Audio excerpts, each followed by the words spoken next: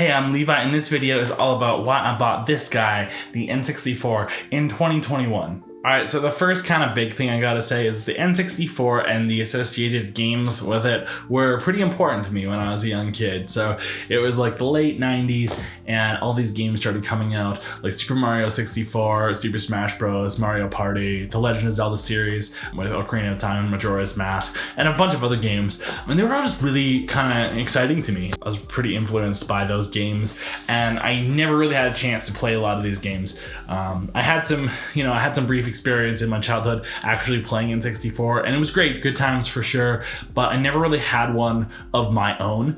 So, fast forward to a couple weeks ago when I was on Facebook Marketplace and I saw one come up for sale, and it was pretty good condition. Came with 4 controllers. It wasn't a bad price. It was $150, which, like, I don't know. You let me know if that's a good deal or not.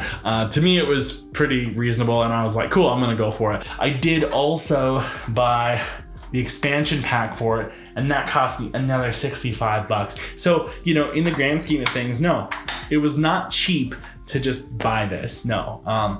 I pretty much bought it for the kind of nostalgia sake of it. The Legend of Zelda game series actually inspired me to start learning music, which is kind of cool because it's led to, like, now music is my life. I teach music as a living. That's my job. So it's really cool how this thing has kind of come full circle, right? So basically I'm just kind of revisiting this amazing thing, and there's a bunch of really, really cool stuff that I can do with this thing now that wasn't necessarily possible back in the day. And that's where the Everdrive comes in. So some really smart people in Ukraine have come up with this thing, which basically speaks to the N64, and it makes the N64 think that it's just running a regular cartridge. So this is really cool because, like, technically I can run any games, like games from Japan, games from Europe, all on this system because this thing is really smart. It has an SD card in here, like that. And basically, like, all the games, like my entire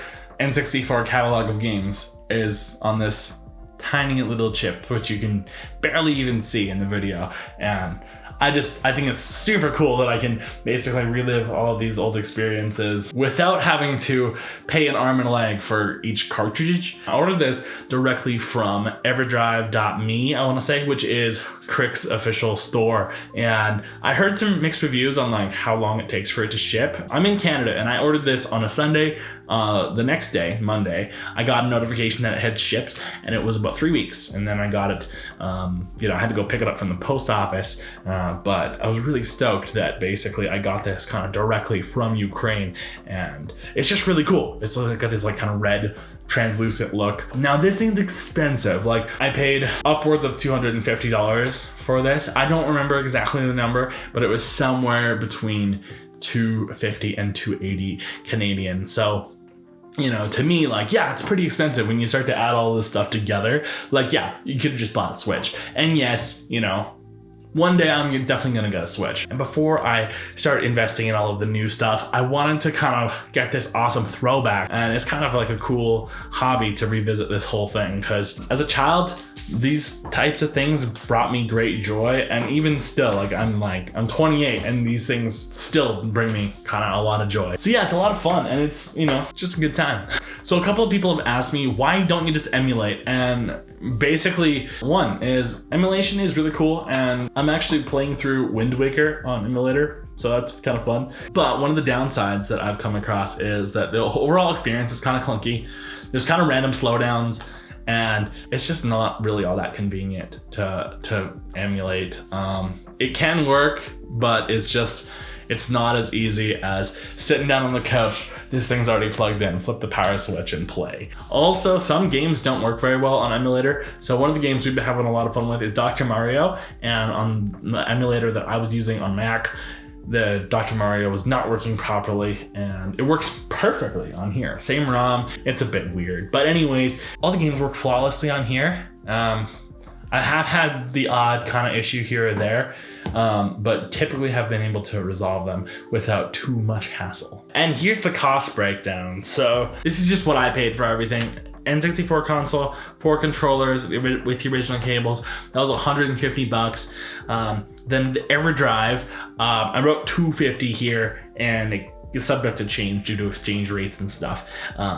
And then the expansion pack was another $65, which is insane to me. And then the memory card that you put in the controller, that was $15. Ordered it off of Amazon. It didn't work at first, but after formatting it, it works fine. So that total comes to $480. So for that price, yes, you can definitely buy a Switch and maybe one game. So, I mean, at the end of the day, I'm happy with this thing. It's kind of a cool throwback. It gives Rachel and I something fun to do because she's not really into gaming or anything, and me neither really. I mean, maybe this thing will get me kind of back into gaming a bit, but anyways, that's pretty much it for this video. So if you have any kind of questions, let me know in the comments. I'd be happy to hear from you. But basically, until then, I'll catch you on the next one. I'm gonna go play some old school games. And yeah, if you like this video, hit the subscribe button or press the like button. I greatly appreciate the support. Catch you later. Bye for now.